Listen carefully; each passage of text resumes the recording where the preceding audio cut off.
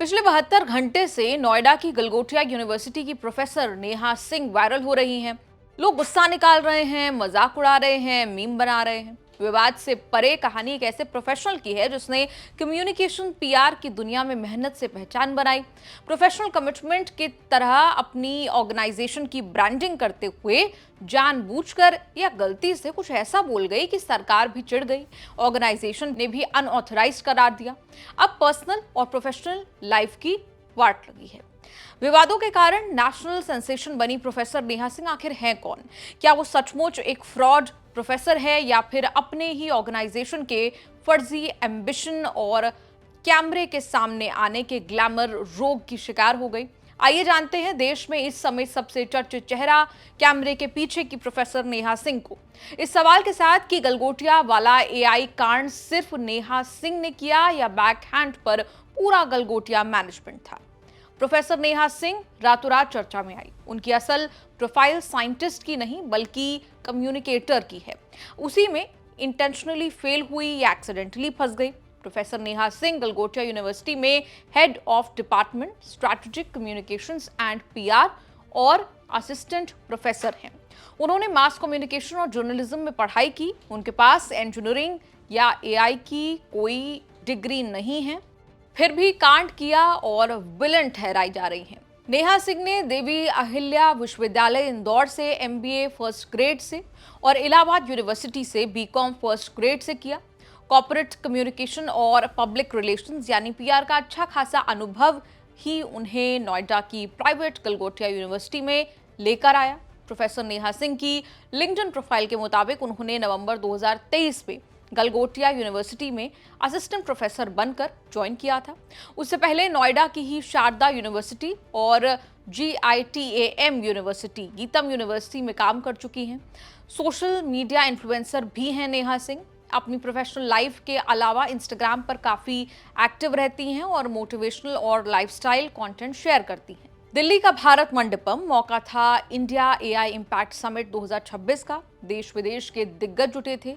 तभी कैमरों की लाइटें मुड़ी और एक 4 पैरों वाले रोबोटिक कुत्ते की तरफ, जिसका नाम दिया गया था Orion. Neha Singh AI summit में गलगोटिया यूनिवर्सिटी की ओर से प्रोफेसर रिप्रेजेंटेटिव थी। उन्होंने इस कैपेसिटी में डीडी न्यूज को इंटरव्यू दिया।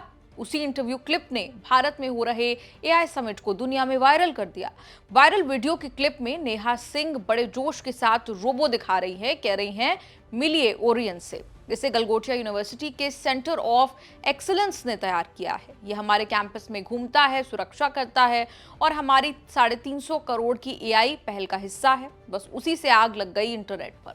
नेहा सिंह का इंटरव्यू इंटरनेट पर आग की तरह फैल गया। जैसे ही वीडियो वायरल हुआ, भारत से लेकर चीन तक लोगों ने वो देख लिया जो नेहा सिंह छुपाना चाहती थी या उन्हें बताने के लिए नहीं कहा गया था। इंटरनेट के जासूसों ने एक पल में पर्दाफाश कर दिया।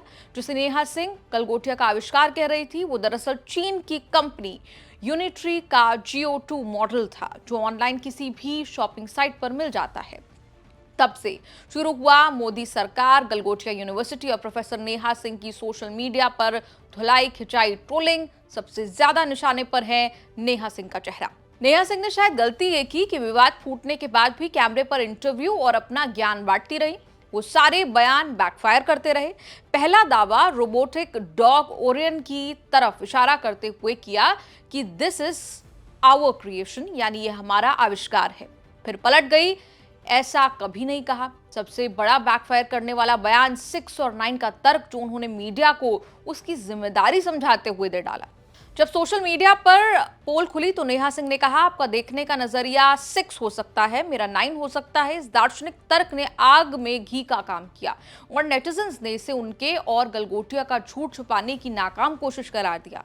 जम्मू कश्मीर सीएम उमर अब्दुल्ला को तो ये इतना अच्छा लगा कि उन्होंने मजे लेते हुए कहा आगे वो इसे इस्तेमाल करेंगे। कहा जा रहा है कि देश जिस तरीके से एआई सबमिट हो रहा है, आप लोगों ने मिसलीड किया है चीजों को? नहीं सर, देखिए मिसलीड एक बहुत बड़ा शब्द है। आप लोग जर्नलिस्ट हैं, आपको ये सारे शब्द थोड़े रिस्पॉन्सिबली यूज करने चाहिए। एक गलत मिस इंटरप्रिटेशन से internet has gone by storm. ठीक है, लोगों के पास शायद वक्त नहीं है कि बहुत सेंसिबली चीजों को सुने और समझे। आप मिसलीड जैसे शब्दों का प्रयोग ना करें, मेरी आपसे विनती है। हाँ, ये हम आपको एक्सप्लेन कर सकते हैं। हाँ, वो हम आपको एक्सप्लेन कर सकते हैं कि कहाँ थोड़ी सी चूक हुई है।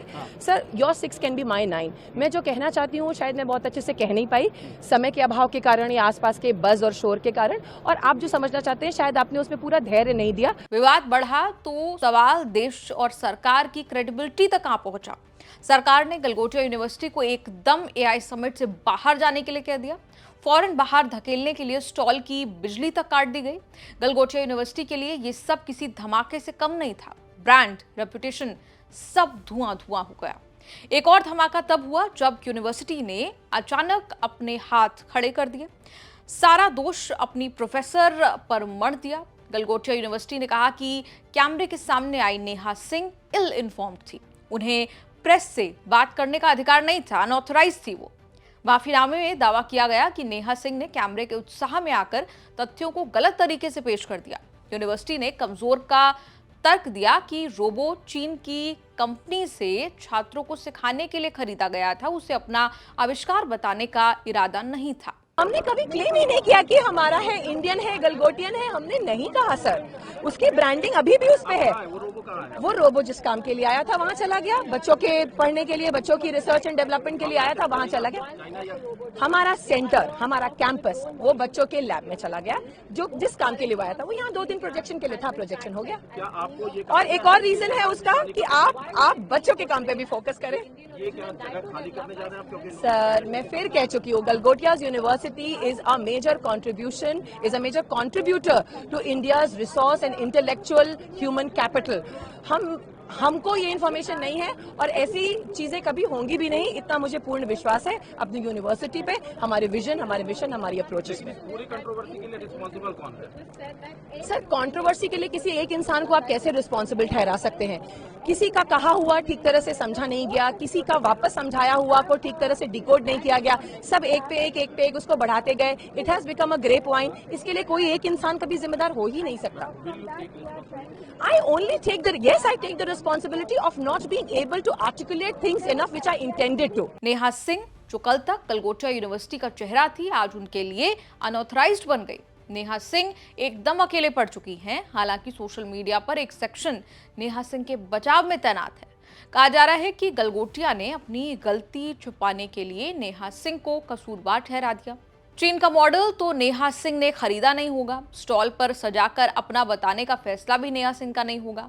अगर नेहा सिंह ने गलत बोला भी तो सवाल ये कि एआई समिट में अपना इनोवेशन लाना था, चीन से खरीद कर दिखाने के लिए थोड़े ना समिट हो रहा था। रोबोडॉग के बाद ये थर्मोकॉल का ड्रोन भी गवाही दे रहा है कि कांड नेहा सिंह ने नहीं, गलगोटिया का किया धरा है, जिसमें सरकार और देश की नाक कटी। लोगों का सवाल ये भी कि क्या एक प्रोफेसर अपनी ऑर्गेनाइजेशन के कंसेंट के बिना इतना बड़ा दावा कर सकती हैं, या फिर पकड़े जाने पर सारा दोष एक पर मढ़ देना आसान रास्ता है। सब कुछ अपने सिर पर आ गया तो नेहा सिंह ने चुप रहना ठीक नहीं समझा। उन्होंने अपनी यूनिवर्सिटी को ही रगड़कर अपना बदला चुका लिया, भले इसकी भी कीमत उन्हें चुकानी पड़ेगी। मैम देखिए, क्या आपको क्या इन्फॉर्मेशन है जो आप कह रही हैं एडमिनिस्ट्रेशन ने कार्रवाई? हो सकता है ये प्रेस के लिए हो कि प्रेस हमें थोड़ी देर अकेले।